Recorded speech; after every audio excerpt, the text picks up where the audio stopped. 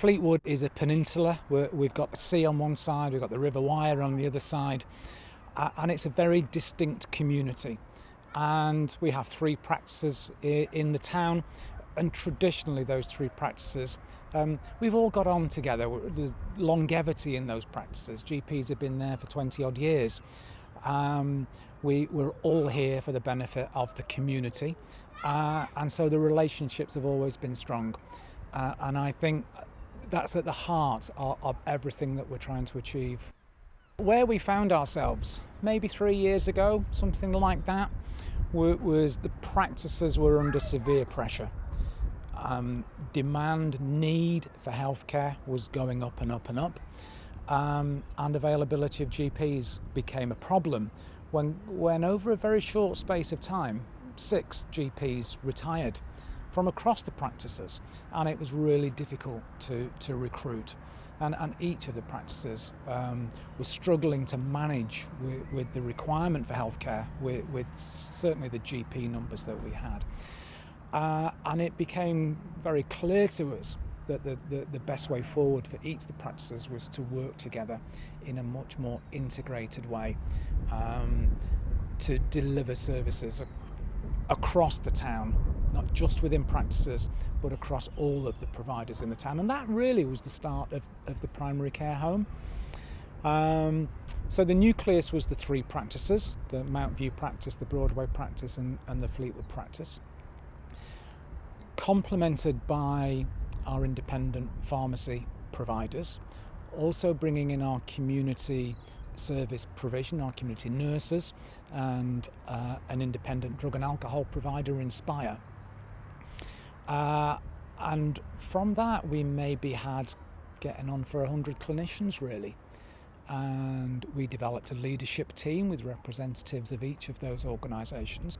And how did you then begin to shape services? Having established relationships, the next step was to look at our public health data, and our local authority were very good at giving us specific data for Fleetwood.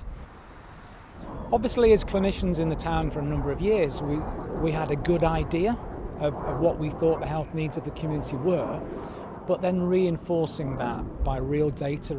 What it was telling us was intuitive to us, but it was great that the evidence backed it up, where we had significant need around mental health problems. We have high admission rates for children to hospital, and we have high prevalence rates for all long-term conditions, but predominantly the ones that are smoking related, so COPD and heart disease.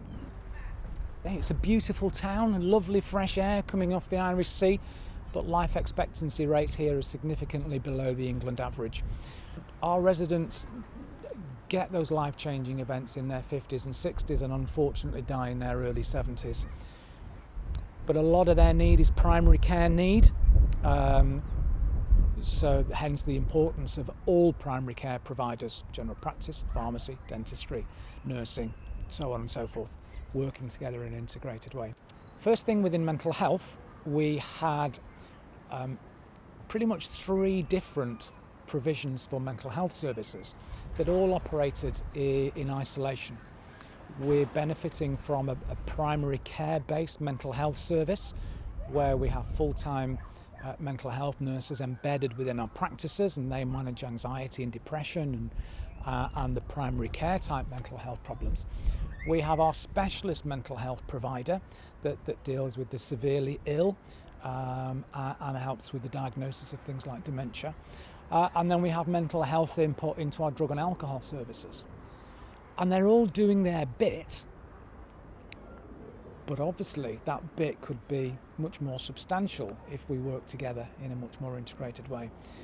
So we're now on a journey of integrating those 3 services together pretty much as a single operational entity. We're not talking about merging organisations, we're not talking about making mega this or corporate that, but the staff that work in each of those agencies coming together as a single operational team. So mental health integration has been one of our key ones. The other one has been working with the specialist paediatric unit at our local hospital to address the health needs of our children who've got the highest requirement for healthcare. And we've identified are 20 families in the town whose children have such a need, either because the children themselves have got very complex healthcare problems, such as cystic fibrosis or congenital disorders such as cerebral palsy, or if the families themselves are of high need, dysfunctional illnesses within the parents, dysfunctional families, and then the health needs of the children that then fall out of that. So what we've done with those families is we've wrapped around a multidisciplinary team that consists of consultant paediatrician, specialist paediatric nurses, GP, mental health nurses for children, but also mental health nurses for adults who then provide care for the whole family, not just for a parent or just for a child, but the whole family. The number of times those children end up in hospital, either in A&E or on the hospital ward, they're starting to go down. And the service has only been in place for 9 months, and already we're seeing really positive impacts from the health of those children. We're then working with dentistry, and it's been unusual for GPs and dentists to get together, but for us it's really rewarding because we have different conversations and a different focus on things, and actually our dental colleagues bring a lot of skills and a lot of ideas into the primary care home. So one of the things that we're working on with the dentists is to improve the health of residents in care homes. What I didn't know, but actually when you think about it, it makes absolute sense, that if you have problems with your teeth or your false teeth, you don't eat as well, you become malnourished. If you're malnourished, you're more open to infections and sepsis, and you're more likely to be admitted to hospital because of sepsis. So our local dental practice is now running a scheme within our care homes when they are looking after the oral health of the residents, in the hope that their nutritional state improves, in the hope that their general health then improves. And the other big one, we've already got quite a high prevalence of COPD in the town because of its link with smoking, but we still think there's maybe another 500 to 1,000 residents out there with COPD as yet undiagnosed. But we're really stretched within general practice. We're really struggling with workload. So let's expand that clinical team by bringing in our community pharmacists, who are an expert clinical resource, who can manage long-term conditions, who are very willing to do so. So we've got a project now that does just that, community pharmacy focusing on managing long-term conditions. What do you have on impact at the moment? I think we've got two things. One is the impact data for the children and families, MDT. And that is very, very positive data that's collected independently, showing reduction in A&E attendances, showing reduction in hospital admissions for those children. I think the other impact is actually people now want to come and work in the town. People are asking, are there jobs in Fleetwood? Can I come and work in Fleetwood? We are fully recruited to our GPs, we're fully recruited to our nurses, we're fully recruited to reception staff. And, you know, in a time when recruitment and retention is such a big issue, people want to work in this way. So those are the big two, I would say. I think thirdly, what we're doing now is we're collecting resident stories. How is this way of working impacting on the lives of our residents? And we're collecting those stories by asking them to make videos for us, for asking them to write down their stories, and we're publishing those stories on our website. Fleetwood obviously is now becoming quite synonymous with Healthy Fleetwood. Healthy Fleetwood came about really a frustration in myself that I've been a GP now here for 27 years, and when I'd got into 23, 24 years and I was looking back on my career and what have I achieved, what have I done, what is my legacy, if you want to call it that, actually the healthcare of the town over those years has deteriorated. And life expectancy is starting to go down. Yet we've had all the great advances within healthcare. I think we've got fantastic primary care in the town, and yet the health of the town is getting worse. And I was inspired by a lady called Hazel Stootley, health visitor from down on the south coast, and her work that she calls Health Creation, which is all around empowering residents to take control of their own lives. And I thought, okay, so what if we take that and spread that philosophy across the whole of the town? 30,000 residents across the town of Fleetwood. We got the residents together to start having conversations about what really matters to you, not what's the matter with you, but what matters to you. And actually what they were saying was a surprise to us. It wasn't so much around how do we manage them when they're ill, but how can we help them to stay well? And the whole focus on wellness came to the fore because of that. And the principles of health creation are really quite straightforward, because they're just 3 words that begin with the letter C. The first word being connecting, so connecting residents together. The second word being confidence, and residents increasing their self-confidence by taking part in activities. And thirdly, the residents taking control of their own lives, control of their own streets, and control of their own community. We're now 2.5 years down the line, and I can say we are genuinely, truly resident-led. The residents organise the meetings, the health professionals and the local authority, we stand at the back and listen. And we're there to support whatever the residents want to do. And our residents are no longer done to. We've stopped doing to. We create an environment where the residents can do things for themselves. They can set things up for themselves.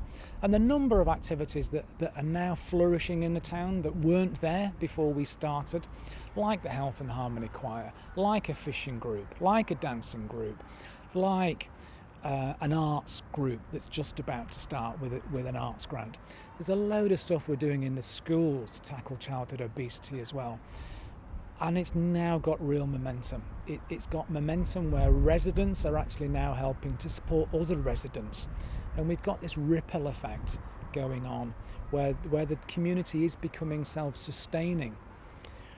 Because I think you look at the traditional public health messages, stop smoking, stop drinking, attain a healthy weight. Actually, in disadvantaged communities, those messages aren't listened to. People know about them, they're not thick around here. They know smoking is bad for you. But if you've got no hope, that tomorrow is going to be any better than today, why should you stop smoking when smoking is the only enjoyment that you've got and the alcohol is the only way you've got of getting through today? So we need to create hope. We need to work with our residents to create hope. And that's through confidence, connecting and control. Joe Rook, please. It's been a journey. It's a journey that takes time, and it's a journey that takes commitment. The other thing that we were able to do is to form a partnership of all the agencies in the town. The NHS, the local authority, the police, the fire service, the schools, the parks department, the voluntary sector, the sports clubs. We created this multi-agency partnership, but we also asked those partners just to step back and stop doing stuff to the residents. Wait until the residents actually ask for help, and whatever it is that they want to set up, if they want your help, support them.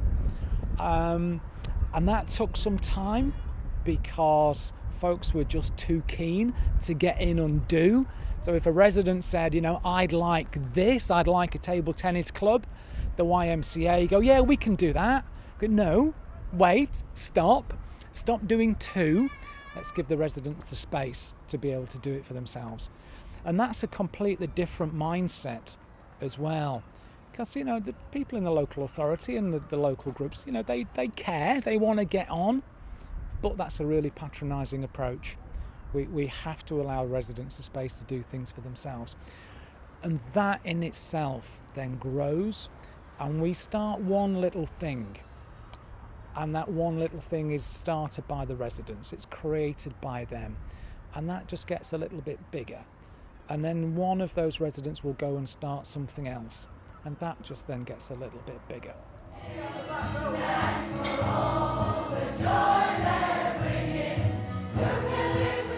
So for the Health and Harmony Choir, which is brilliant, that started off with maybe 10 people, who wanted to come together to sing, not in a professional way. You know, this isn't church music or opera music, this is just fun music.